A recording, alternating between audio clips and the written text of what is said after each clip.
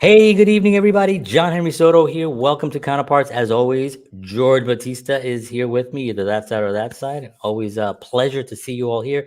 Thank you for joining us. Today, Rafferty Pendery is going to be here. We're going to be talking about so much cool stuff, businesses, entrepreneurial stuff. If you're here, if you want to start a business, if you're thinking of starting a business, if you have a business and you need any kind of consulting of any kind, this is a guy. He's here today live. So please send in messages and hang tight. We'll be right back.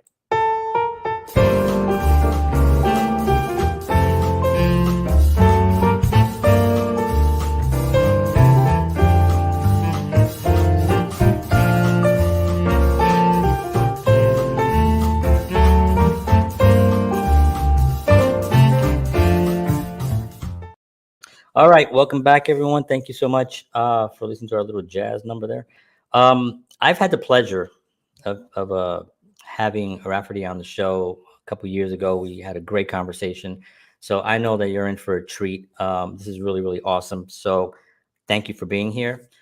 George, I know we have somebody that we got to give some love to, so please, why don't you take it away and let's do it. Yes, sir. So the Counterpart Show is brought to you by Wellness Resources, a family-owned and operated nutritional supplement company providing the highest quality, clinically formulated supplements since 1985. Find out why. Wellness Resources supplements are the top choice of health-conscious individuals around the world. Go to myvitaminresource.com, and if you enter the promo code Counterparts, you will get free shipping on all orders. Okay, so let's talk a little bit about our guest today. So, Rafferty Pendery started his first company at the age of 11 and has not lost his love of business since. He now owns a group of 6 companies with staff and clients all over the world. His companies have done work for brands such as Time Warner, Ashley Furniture, Super Shuttle, Red Bull, Hilton, Humana, DoubleTree, HP, just to name a few. He has worked on projects with NASA and the Canadian Space Agency. He is also an international speaker who has helped thousands of businesses around the world with organization, expansion strategies, social media, and online PR and marketing. And this is going to be a very, very interesting conversation with him. So without further ado, ladies and gentlemen, Mr. Rafferty Pendery. Awesome. All right. Glad to be here with you guys.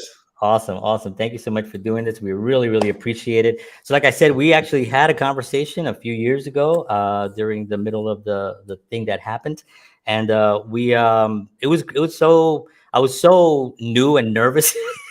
So I felt like I didn't really ask some of the questions but we had a great time. I mean, we had a great time. But now knowing more about your background and knowing more about some of the work that you do, some of the amazing work that you do, I'm really happy that I'm getting a second chance. So gracias. Awesome. Thank you. You're welcome. So George and I work a little differently. George likes to write questions down. He's like I write my stuff down, but they're usually, if you read them, you don't know what the hell I just wrote, but they're just more like bullet points, and then like to riff on like what's happening as well. Yeah. So what I normally do, I say, George, why don't you take on the first question, and then that'll kind of get the ball rolling for us here. Perfect. Absolutely. And by the way, I'm the one that's now new and nervous. So, but all right. So again, thank you so much for being here. So I'm interested to find out about, I mean, age 11. I mean, thinking about business. I mean, I definitely want to find out about this because when I was 11, I was, building model planes and playing with GI Joes. I wasn't thinking business. So I knew George when he was 11 too. Yes, he did. Absolutely. He definitely was not doing that. And we were both the same size at that point. But we're gonna get a lot of those jokes here. Yes, yeah. 50 years of jokes. But anyway, so tell me a little about that and the mindset and why were you thinking business at that time? Sure. Yeah, I think it's interesting. I wanted to help. That's kind of been a thing, my whole life. My parents set a great example for me as a kid. My dad did drug rehab for inmates forever. My mom had worked in charity groups and all kinds of organizations that were just about social betterment. And so I had that as an example to look at. And so I wanted to help. So, when I was young, there was a windsurfing team, as random as this is, but there was a windsurfing team that did windsurfing things to help people with mental health and things like that. It was just a cool activity that they did to give people real solutions and help. And they needed help in fundraising. And so I used to just walk around and ask people for money to help with this windsurfing team so that they could go out to races. And, I found that I could do that, and I was okay to, talk to people and, hey, here's what we're doing, and just have that conversation with the person that's in front of you. And I think from that, it gave me a certainty, I guess, in that, I can go and talk to people about stuff. And just with that experience, it led into, I saw these kids. I was really into skateboarding at that time, and I saw these kids. They had their parents kind of had funded them getting a clothing company, and although I had amazing parents, they couldn't fund me doing that. So it was like, okay, how do I want a skateboard clothing company? And so I found a cartoonist and talked with him about this concept of a design that I had, and he designed it. He drew it out for me. And then I was like, okay, I need to find, how do you get t-shirts done? And I was told it was screen printing. And I actually looked in the Yellow Pages back then. Oh yeah, I remember those. I flipped through the Yellow Pages and I found a guy who was close to me, and I called him, and I worked out a really good deal that he was going to give me on shirts. So then I went and did the dishes about 10,000 times and cleaned the house and cleaned the car and all that to earn the money to get it. And then went and got the shirts printed.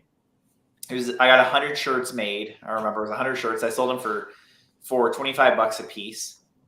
Wow. And so I made $2,500, and I didn't get the whole concept. I didn't get the whole concept of like reinvest back in. And right. I'm pretty sure I spent it all on candy and skateboards, but it was like my first, jump into it.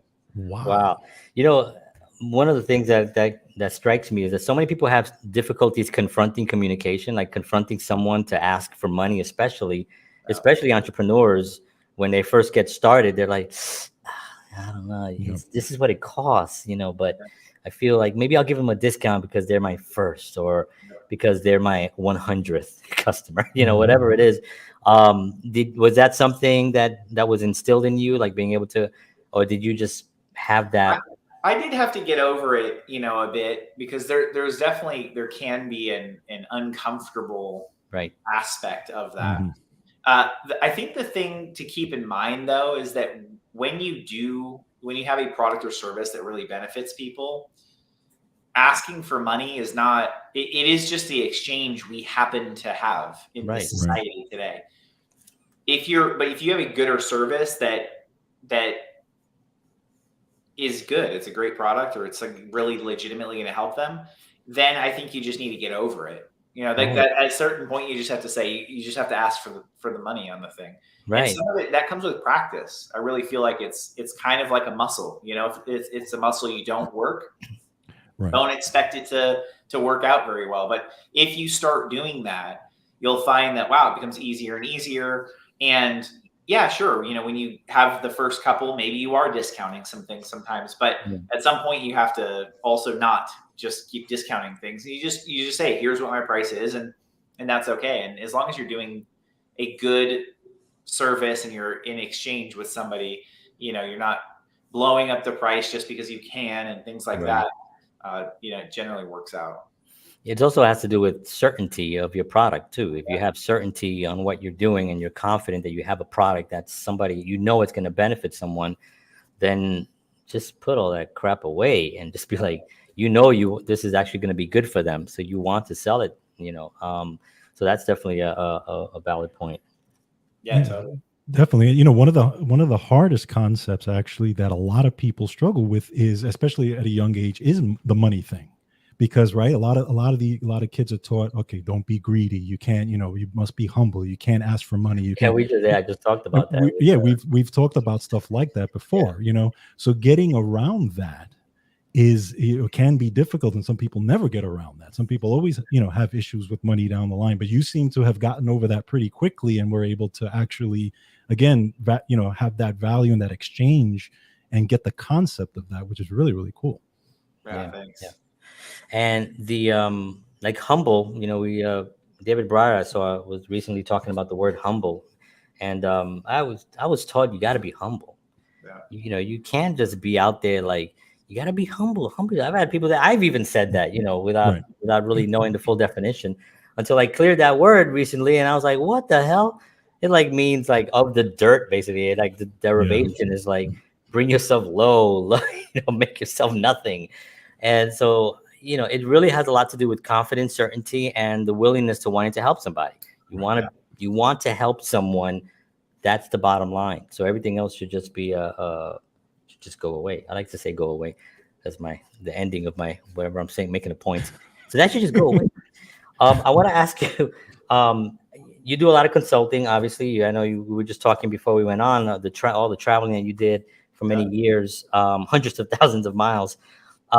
What's one of the most challenging questions that you would get from a client that you saw it kind of consistently, and that you kind of had to always figure out how to respond to it, because it's different depending on the individual and the organization?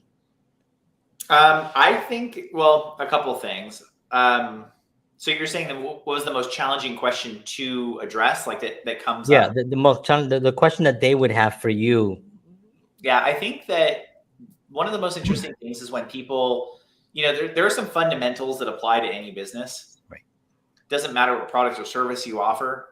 When you really boil it down, you're going to have, you either provide products or services. That's going to be at the core of any different, really, if you want to separate or split businesses into types, you're going to have that. But even companies that do products also do services, and services also do products. And then some people just do one or the other.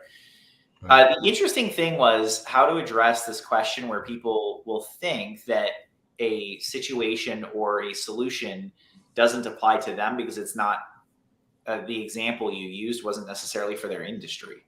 For example. Oh, interesting. They would say, but look, I'm a contractor. This is totally different. For contractors, it's totally different because of blah, blah, blah, blah, blah. What I found so fascinating about that was when we start really diving into solutions for people on things, that there are fundamentals that apply to any business. Doesn't matter what type of product or service you offer. And then the solving of those problems is also going to be a very similar solution in some cases. I had a conversation that I was having with a flooring company. They had a certain set of problems. And then I was talking to a door-to-door sales company, and they had the same problem. Totally different thing. These guys don't even have a product. They sell other companies' products door-to-door, and these guys are a flooring company. So one is a service-based company selling telecom services, and one is a flooring company selling physical products. And they had the same set of problems. Wow. And it was interesting to be able to give that parallel, because sometimes people would ask, and it took me a little bit to figure out, like, how do I explain this and make them not feel like, well, you're not unique? Because obviously every company is unique, but there's aspects that just aren't unique. Right. So I had to figure out how to kind of explain that to people without, at the same time, I'm not trying to make them feel bad, but the reality is there's some things that are just not unique. Your problems aren't unique. Right, exactly. I think also because they're so involved in it, they might not see it. That's why you get a consultant, so they can, from a outside perspective, kind of can spot those things. One of the things that I remember, like with social media, I'm a social media manager here in Nashville for a company, and not with this company, but other clients that I've actually done consulting for. It was always like speed. They would always like, well, how long is it going to take for this? How long before we get, and it's the most difficult question to ask, because like you said, like there was a bagel place that I was actually talking to, and then there was a real estate agency. They both completely different, but they have a product, they have a service, and each one is going to have their challenges. But that to me was always like the difficult one. And what I normally do is I sit down with them, and I'm sure you have I'm going to ask you. Sorry, George, I'm just going to No, ask. go. But what I normally do is I sit down with them and I ask them. I have a series of questions that I ask them to try to pull out as much information of their day-to-day work, because having administrative technology skills and having been around it for a long time, you can walk into any company and be like, there's a hole, there's a problem, there's a situation that needs to be resolved. And they may not be huge, but they are huge in the flow of how an organization runs. And so for you, like when you walk into an organization, what's one of the first things you look for besides the actual personnel? Is there a flow chart, or is there something that you want to feel comfortable in? No, I mean, for me, it just starts asking questions. I'm by nature a pretty curious person, so I like to ask questions, and I like, well, how does this work, and how does that work? And right. for me, it's always fascinating. You drive down the street and you see signs, highway signs. You're like, somebody was paid money to create those, right? Who's the company that does that? Right. And then you're if you watch a show, and then you're like, well, wait, hold on. What was the company that makes that product? Like I'm the guy who asks those questions, So when we've done that, it really starts with asking questions, because there's some problem or challenge that they have right now that's very real. Somebody's sitting there looking at a problem that they have, and or problems that they're looking at, and they're saying, this is really a challenge I have. And so that just begins to the line of questioning on, okay, well, how does this work, and how does that work, and what about this, and what about that, and what about this? And it's amazing, because you start to do that, and all of a sudden, you start to see a very clear picture about what's going on. And honestly, so do they. We start asking enough questions, and they go, oh, okay, I'm starting to see where my problems are here. Yeah, exactly. I was going to ask you, are there certain times where literally, like the first or second question, you already know what the problem is? kind of, but like I'll have suspicions for sure. Right. But also I've assumed things and been, wrong in it. So we like to dig deep, our guys, and in the consultants that we have on staff, it's, dig deep and ask the million questions, because the end result is, when we get to the solution is truly simple if we really understand the problem. Right. That's when I know we're on the right track, because we can just say, oh, great, here's what we're going to implement. Here's how we're going to solve this. And it is simple. Yeah. And then we know we've actually isolated it. Yeah. It's funny you mentioned about being curious about things, because I'm constantly in a film, if I see something, I'm like, oh, I'll wait to the credits. I've actually done this. I'm that dorky. I've gone to the credits and just slowed them down and stopped them and find all the companies, because they're all different ones. I don't know which one. Yeah. Write them and then start researching them on which one actually did either a certain camera angle, which I know takes a little bit of a different camera crew to get certain shots and stuff. But yeah, I love to do that. That's one of my passions also, is to just see how things were made. Yeah. And this is a stupid thing, but when I was young, I used to tell people, who ask me, what do? The Slurpee straws? Yeah. At the end of it, how it's like curved out. So I used to tell people I used to cut that. That was my job. And they were like, really? And I was like, yeah, I do that for about a couple of years now. And they're like, wow, I just let it go. I think people to this day still think that was one of my jobs. Anyway, sorry, go ahead. That's awesome. Do you find that with certain business owners that you talk with, and do you find that there are certain qualities that they possess, the ones that really you're able to help pretty easily and actually become a lot more successful? Are there certain things that they do?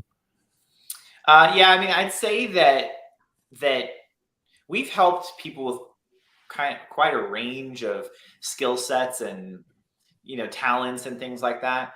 I'd say that the one that we try to nurture, and honestly, this had to get sorted out with me, because I was not this guy when I first started building my companies, is consistency. Just being consistent. You keep showing up, you keep showing up, you keep doing it, you keep working it in. Like, somebody hires a new guy, and then they put him on the job, and they just say, okay, great, here's your job, blah, blah, blah, blah, blah. Good, now go and do it. And then they wonder why the guy fails. And I'm like, well, okay, they're like, oh, the executives I have at this company they're not doing their job right, or they're not doing it well. And I'm like, great, let's talk about the training process and apprenticeship that you put them through. So what did you do that you saw? You trained them and then you apprenticed them. You basically had them do the job and you watched them do the job. Tell me what you did for apprenticeship. Yeah, right. Okay. And then what was the training? Well, so I'm like, so don't be surprised, Yes. Right. And it takes time. It takes work and time to get somebody to do it. But what we're trying to do is build muscle memory for them to be able to do it. They can do the job and do the job and do the job. And then it's very simple for them because they know exactly how to handle everything that comes their way. Right. Yeah. I think a lot of organizations they either have an outdated training systems that just a really old SOP that's been it's like 1979 copyright, and it doesn't apply to a lot of things. And then somebody new comes in to create a new one, but they're doing another job, but they're like, hey, why don't you do the SOP also, and they're like, well, okay, yeah. And then they started and they do a little bit of it. And so you end up, and I've done this where you go to a company and they go, this is it. And it's all different and different writings and different, it's such an important thing to really put that into place, For sure. Yeah. And I think one thing, for me is that a lot of companies will have people who can do good work, and they themselves in many cases know, I need to get these things done. I know what needs to get done. I just can't get around to doing it. And I understand that. So a lot of times we come in just to be some added horsepower to help them put in place these things so that they can just continue running and operating a lot more smoothly and profitably. Yeah. Yeah. The benefit of consulting is now bigger than ever. I think in the people were always looking at the numbers as can we afford it? And sometimes you kind of think like you really cannot you need to do this. You cannot afford not to do this, and that's been one of the challenges with the social media in a way, because it's still so new.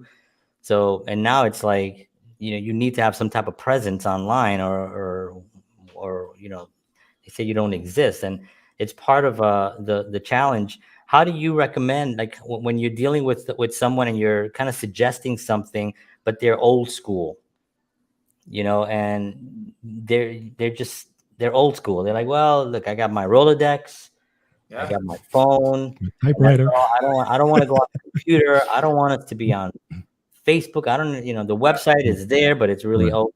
Is that a big challenge, or is that something that's it comes up sometimes? And you know what? Hey, all power to you, man. Like dude with the Rolodex in his phone, it's like, I love it. Yeah, we don't necessarily have to change everything about somebody's processes. It's more about what are you trying to accomplish, and then at what we say is goals achieved. That's what we're going for. So the first thing we're talking about is, how do you define success? Because until that point, it doesn't matter. I could think that we're being successful and then just get fired. And then you mentioned in terms of being able to afford it. I believe that a consultant who sells somebody something that they can't afford is just dishonest. Right. Because if you really dive in and you ask the right questions, you shouldn't be charging somebody for something that they can't afford. If they can't, then don't give them service. Give them whatever help you can, and then give them some concept. Hey, here's the steps you need to do for us to really be able to help you. Yeah. And I've had people come back, later and said, thank you so much, because you didn't, take a whole bunch of money because I wasn't in a place that it could do it, but now I am, and we really want your help. It's like, okay, cool, Yeah, I'll send people articles. Here's a video that explains it. If you need further, just give me a call. Yeah, totally. It's interesting. John and I were having a conversation about actually before you came on, about people writing down their goals and writing down what they want and what their plan is for whether it's themselves or their business. And, you find people that sometimes you ask them what's their definition of success and they have no clue, right? And I'm sure they don't know what their goal is. They don't know. And then you have to kind of guide them, because I do consulting, and I've done a lot of consulting on the health side. I'm into nutrition and health, and I've, it's the same concepts, except it's just a different industry. Right. So I'm sitting with them. Okay. What's your vision? What are you looking for? And some people are like, I've never been asked this before, it's that type of thing, but it's just an interesting concept. Now, what I wanted to ask you though was, when you first started, I mean, literally from you when you started consulting. How did you start it? How did you start this? And did you receive massive rejection? When you started. Yeah, sure. Yeah, the rejection I think is part of the process for sure. I think being afraid to being rejected, being afraid of being rejected is one of the reasons that a lot of people never begin. Right. Yeah. Yep. Exactly. So again, you just have to kind of jump and do it. So when I first started, I was actually trying to start a clothing thing. So fast forward a number of years from the original thing, I finished high school pretty young, and I was doing like a work study program because I was too young to actually have a job at that point when I finished high school. And then I started working for my dad when I got kind of old enough to start working. And then I started a clothing thing again. And I started designing shirts and getting some screen printed. And as I started doing that, I was like, okay, I need a website done. So I was like, okay, looking for somebody to build a website, and found out it was super expensive. I mean, it was significantly more expensive those days, 15 years ago, than it is today. Yeah. And so I said, you know what, I'll teach myself how to do this. And so I did, taught myself how to build a website, and built a couple for, my dad's activities that he had going on too. And then built one for my thing. And then I was like, I kind of like this whole thing. I could do more of this. And so I thought, well, you know what, let's go sell the first person. And I kind of know how to build a website, but I know if I sell somebody, I will figure it out. So, right. Hey, went out and got my first customer and started doing that. And, sold a dentist a website. He had that website for like 9 years. I actually offered to rebuild him the website. Like 9 years later, I came back. Wow. Hey man, I'll rebuild that website for you for free. Just a lot has changed about the internet in the last decade. So, and you were my first sale ever, so I'll totally redo your site. Still on dial-up? Yeah, seriously. So then, I went from website to building bigger sites, to software, to along the way I did some things right, but I did a whole bunch of things the wrong way and backwards, and didn't empower my team, and didn't build a capable process. I didn't build a good process, and all of this. And so it was just tough. It was tough. And so I had to change the way I was operating. And so as I started to do that, I realized I, need to help other business owners with this, because, I think it kind of correctly shows this or illustrates this, that when I started doing seminars, I started asking people who went to college or university. Most of the hands go up, and I say, okay, that's your problem. Everybody laughs, right? They all laugh. And I go, okay, well, let me ask you again. Raise your hand. And all these hands go up in the room. I say, look around the room. So they look around the room. And then I say, okay, good. So who learned to be a successful leader, a successful executive? You learn to create the prosperity you want and achieve the goals that you want in that schooling that you went to. And no hands go up. Wow. I've asked the question from people from over 30 countries. Wow. No hands go up. So it's not even like, oh, it's 60% of the hands go up. It's like none. Like every once in a while, one guy's hand goes up, and I really don't think he understood the question. Right. Exactly. Because he went to college. But here was the interesting part. Yeah. Here was the interesting part about that. Think about it this way. We know that the vast majority of businesses fail. That's a stat, right? That's so over 90% of businesses are going to fail. Good. So we know that. And everybody's like, yep, that's the way it is. Okay. But at those same schools that you go to, you can learn to build a skyscraper. You can learn to transport a beating heart from one person's chest to another person's chest. Right. You can build bridges and airplanes and rockets, yet you can't teach people to build a successful business. Right. Look at that. Right. And so, like, imagine this. We know over 90% of businesses fail. Okay, imagine this. What if 90% of skyscrapers failed? What if 90% of bridges failed? What if 90% of surgeries failed? What if 90% of planes that flew in the air just fell out of the sky? Right. It would be an international, worldwide catastrophe. Right. Yet we're all okay with the fact that 90% of businesses fail. Or we're just kind of like, well, that is what it is. And so for me, I realized it's not even that the school system is bad. I don't think that. I don't think that those people, I realized after a while, for me, my reality on this, it was just created for a different purpose.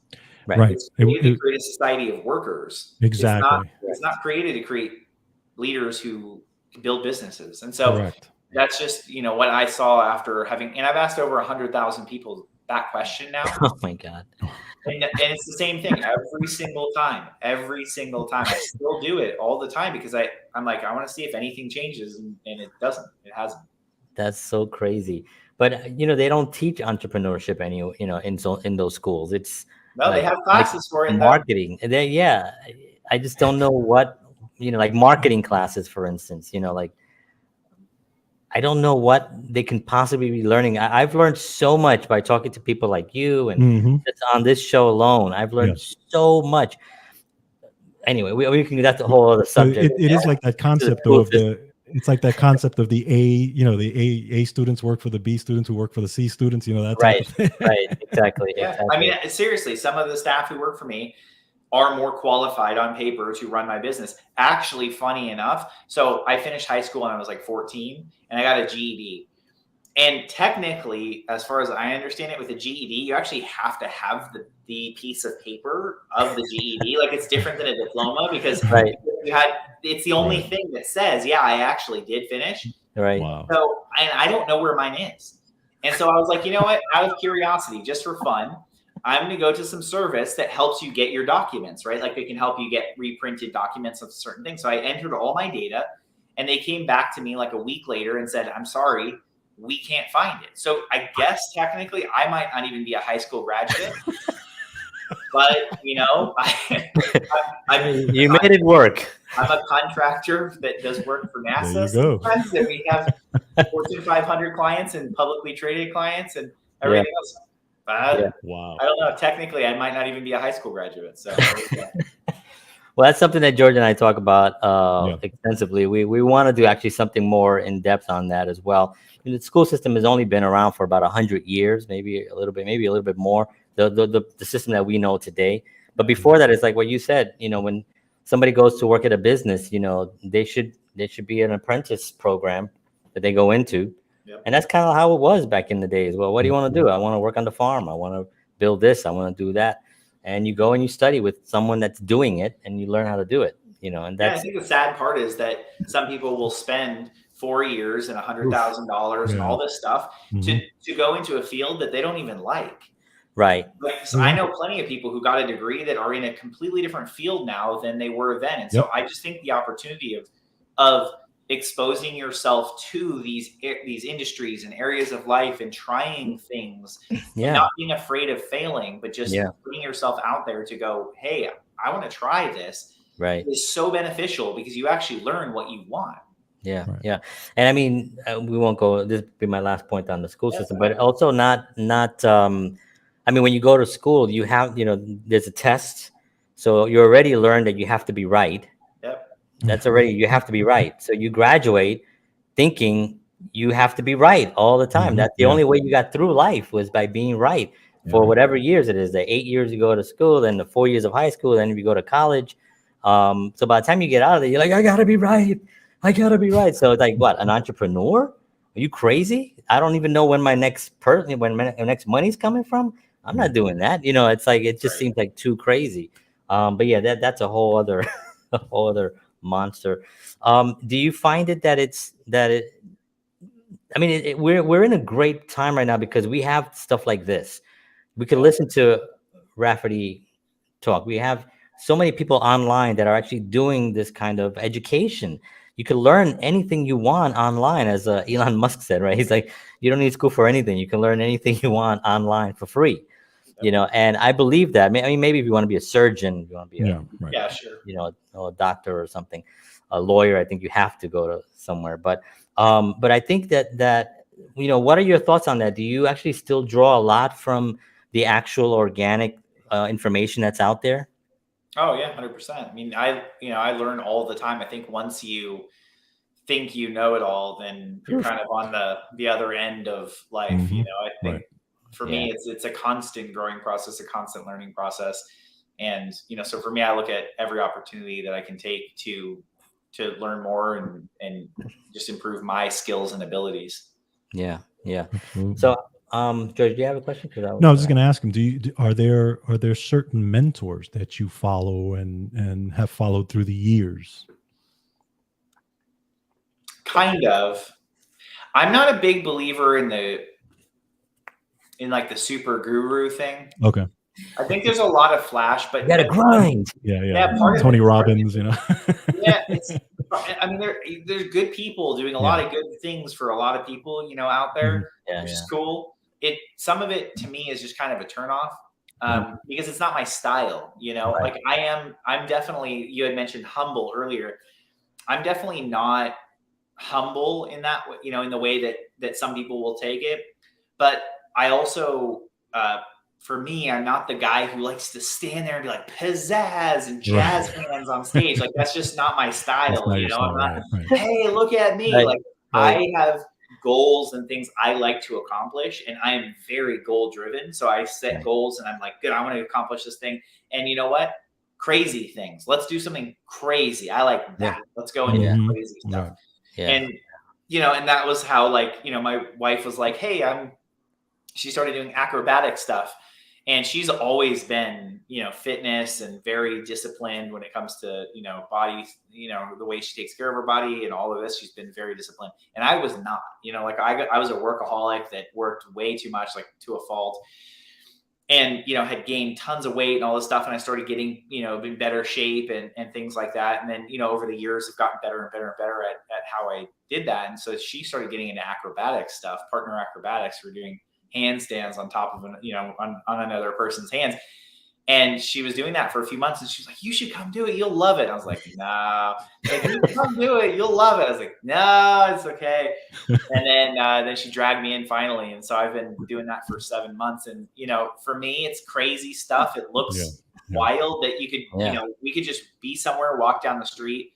She, climbs up into a hand-in-hand, and somebody's like, whoa. Right. And for me, I think it's kind of fun. Right. Not because it's fun because it's wild. It's like this thing I never thought. I run my companies, and it's what I love to do and all that stuff. And apparently I do acrobatic stuff on the side. So that's so awesome. Cool. Yeah. So you're more reserved, like Gary V. Yeah, Gary would definitely be. He would definitely be more chilled out. Yeah. Low key guy. Yeah, I know what you mean by that too, and it's because it's all, the content is good, and it's great, and it comes from a place of trying to help people find their way, and we get that. But yeah, the way it's delivered, it's such a weird thing now, because it's almost like rock star status for some of these guys, where there's music and and see, look, if you do a show but you're doing it to communicate to people, right, then hey, good for you, man. Right. But for me, like when I see speakers and things like that, for me, the thing that's just kind of like, ugh, is if they're making it about them. Right. For me, when I'm talking to somebody, I want to provide help. Like here, right now, I want to give as much as I can to people who are listening to this. That's what I love to do. Right. That's my style. I live to help. That's the reason I am on Earth, is to help. Right. Absolutely. And those folks, it almost gives you this false sense that you have to be the way they are in order to get what they have and be where they are. You know what I mean? Right. So no, I'm like, have your style. If you are more flashy, hey man, own it, do it, do whatever you want. My way is not the only way. That's why it's such a great thing about this world, is people have different viewpoints and interests and all this stuff. And I can completely disagree with somebody and still respect them and go, hey, good for you. We literally see things totally differently, and I'm cool with that. That's okay. Right. Yeah. And the bottom line is really help. That's what everyone wants to do. But I think that's kind of shifting a little bit, because I remember, I'm older. So I remember like in the 80s when this was kind of like starting, you were seeing kind of like, even Tony Robbins, I think, came in around the 80s or something. And there were some other ones that you would see, and they were just so flashy. Come to Madison Square Garden. We're going to, and it's like, it's just a wrestling match. No, it's a motivational thing. And, but I think that the help, and I don't know Tony Robbins' material too much, but I know he's been around for a long time. Right. But I do know that there were a lot of people doing exactly what you were saying. They were coming out sort of just talking about how they did it, and how they are successful and why you should do the way they did it. And here's my course, and I will follow the way I did it. You know what I mean? And then you lose the individual, because now that person feels like, well, now I got to become this person.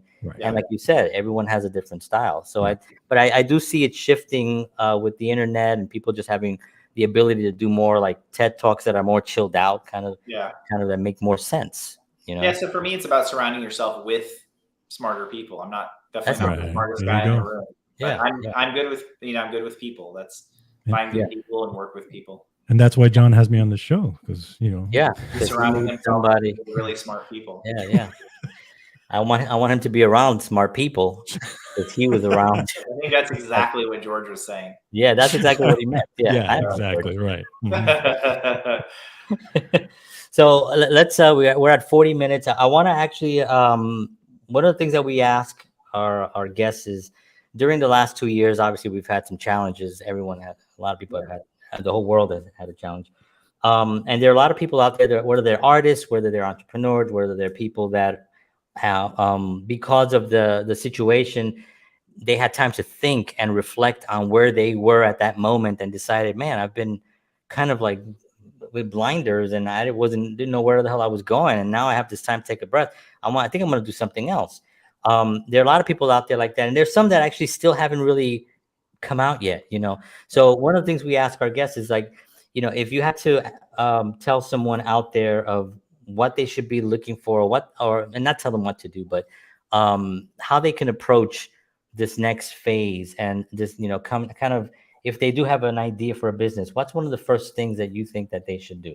Sure. Yeah, I think that it's very easy to always look at the fear side of things and the what ifs that are negatives. It's very easy to always do that. One of my favorite quotes is a Wayne Gretzky quote: "You miss 100% of the shots you don't take." Correct. Right. So we already know, if you don't try, you're definitely not going to do it. Right. And so the other side is, when you're in times of doubt and uncertainty, which honestly just seems to be the trend today, right? We think it was over in 2020, except for now there's economic uncertainty and this uncertainty and political uncertainty and this, it's all this other stuff. And for me, anytime there are those things going on, it's an opportunity, because a competitor right now will buy in. They are buying into the fact that there's nothing that can be done about it, that life is horrible and it's the end of the world and it's all this other stuff. They're your competitors. There are some of them right now who are buying that, which gives you an opportunity to get customers. Right. And some people will think, oh, I need to get leads. I think one of the most interesting parts, because I've done a lot of marketing services, and we have that as one of the lines of service we have. When a person's starting a brand new business, if they're not already experienced in really running business, a lot of times they'll say, well, what do I need to do to marketing so I can make some sales and generate leads and all these kinds of things? And I talk, if it's a pretty new business, I'm like, have you sold this product or service yet? No, but it's great. I have it totally worked out and all this stuff. And so I want to do all this marketing. And I'm like, honestly, don't do marketing right now. Right. What you do? Go make some sales. Right. I know, but I need to do. No, you don't need to do. You just go and sign somebody up. And the other part that's interesting is, some guys who are trying to get something going, they need to get a product made, and they have this idea for a product, and they say, well, I need to get it made first. And I'm like, great. Well, then here's what you do. Just put together enough information that you can go make a sales pitch on it. Because what's going to happen is this. You're going to tell your friends and family, and they're going to tell you, this is an amazing idea. Wow, it's so great. And then you're going to spend all this money on the product, and you spend all this money on marketing, you spend all this money, and you're not going to make enough sales. So unless you have a lot of money, you won't make very many sales, not as much as you spent getting the product made and everything else. And the end result will be spent a lot of money, ran out of money, and you failed that thing and go back to getting a job. When a person's getting something going and they haven't figured out how to sell it yet, I honestly tell them to go the opposite route. Just put together enough information that you can go make a pitch to somebody. Work out what your price is going to be. Work out what the product is, what the benefit, and go talk to people who are that. Because when your friends and family tell you this is such a great idea, because they don't want to hurt your feelings, okay? Or maybe it is a good idea. But Right. if you start to make that pitch and somebody says that, you say, awesome, I'm taking pre-orders right now. If you just give me your credit card, I'll give you 60% off. I'll give you 70% off. I'll give you 20, not, it doesn't have to be 70% off. I'll give you 50% off. I was saying I'll reduce the price to 60 or 70%. So give you like 30% off or whatever. But you just give them a discount right now because I'm taking pre-orders. You're going to find out real quick whether it's a good idea or not. Right. And here's the thing. It doesn't mean just because you get rejected that it's a horrible idea or that something didn't work. Change something about it. Change something about the pitch. Change something about the product, the price, or the public, who you're going after. Change some aspect of it and go talk to more people And once you get it to the point that you can make a sale, now when you start doing marketing, you already know that you know the things to say to them to get them to buy. And so when you run ads, which you don't have nearly as much control on, you already know that the things you're talking about are correct. The things you're talking about generate a sale. You're not wrong on your price point. Because when you go and spend a whole bunch of money on marketing, there can be a million reasons why this didn't work. Right. But don't go and spend that money. And I would tell people that for services that I offer, because the reality is one new customer doesn't make or break my business. One new customer, it doesn't, we have thousands of customers that we service on monthly services. It's not going to make or break my life, but it will make or break theirs. Right. And so go and make some sales, go and figure out how to sell it. And some guys, it's that point you had mentioned, that confront, it's like to face this thing. They want to, they're a little bit nervous or scared. They're afraid of being rejected. Who cares? Don't worry about it. If you get turned down, great. Next one. Change what you're doing. Make some sales. Then when you put that in ads, it reduces, because now you know what to say to make sales. So now it's something else about the ad. It's something else. Maybe the advertising company is targeting the wrong people or whatever. But it reduces the number of things that can go wrong on it. It will save you tremendous amounts of money, and actually help you significantly in having success. Wow. It's a masterclass right there. Yeah, absolutely. That's awesome. Pre-sales. I spent, and by the way, that one was because I had ideas for things that were hundreds of thousands of dollars ultimately spent, because it took me more than one time to learn this lesson. Like I can get going at 1,000 miles an hour in the wrong direction, and I did that more than once. Okay. Yeah. So this is just from proven experience. And the thing is, be ready for your feelings to get hurt. I'm not saying it's all bad and horrible and evil and wrong. It's not. But just be willing to experience that, dive in, and you're going to learn a lot about how to sell your product or service very quickly. And it will accelerate you years in the process. You just cut years out of the process. And it improves your pitch, because when you do your pitch, then you listen. And if you're getting enough of the same kind of rejections or whatever negative feedback you're getting, well, now you know they should probably look at that. Yeah, or questions that they ask. They ask this question. Great. Then note down the question and put it on your website. Put it in an FAQ section. Yeah. So that when you start running ads to that thing, you already have the answers to all their questions. Yeah, yeah. It's such an important thing to really to work. You know, like, and that sounds cheesy, but like to sit down and just work out the thing that you want, and not be out here and be like, hey, I got a great idea, you know. And it's so important. So that's awesome. I mean, that's what happened with my Slurpee straw company. That's why I went under. So in the scissors. No, but I really appreciate you being here. This was awesome. This is really like a master class in this, and we really appreciate you taking the time to be here with us. So thank you so much. Do you have let me show. So I have two sites for you. Studio98.com is really my main one. That's your main one, right? Okay, great. So that's if you have any questions, please you reach out to studio98.com. Check it out. We'll be running some more clips of this coming up in the next week to come. So thank you so much for being on. We appreciate it, Rafferty. Thank you, sir. And please come back again anytime you want. Absolutely. Awesome. Thank you so much. Thank you guys. And it's awesome what you guys are doing. Just the knowledge that you're sharing and the data you're getting from people. It really, I know it's helping the people who listen. So well done on doing that. Thank you. We appreciate you saying that. Thank you so much. Appreciate that. All right. Rafferty. Wow. See, amazing information. Why we do this. Amazing. I wrote down all these notes. I'm like writing down all these. No, But yeah, the that's pitch, wonderful. man, and listening, and I mean, it's just such an amazing thing for people to really understand how your first thing that you come up with is not going to be the thing, but you Right. have to share it with people and let Right. them look at it, and then whatever feedback you get from them, then you're like, okay, well, I'm gonna go back, and I'm not gonna give up. You know, Absolutely. if one no, I'm Yeah. gonna go back and fix it. And you combine that with what he was talking about, also the consistency and all those types of All that. things, and Yeah, you're on your way. it's awesome. All right, folks, thank you so much for joining us this evening. We appreciate it. We'll see you all again next week, 7 p.m. Central, 8 p.m. Eastern Standard Time. For Counterparts, George Batista, John Henry Soto. We'll see you next week. And as always, peace. Peace. Is it?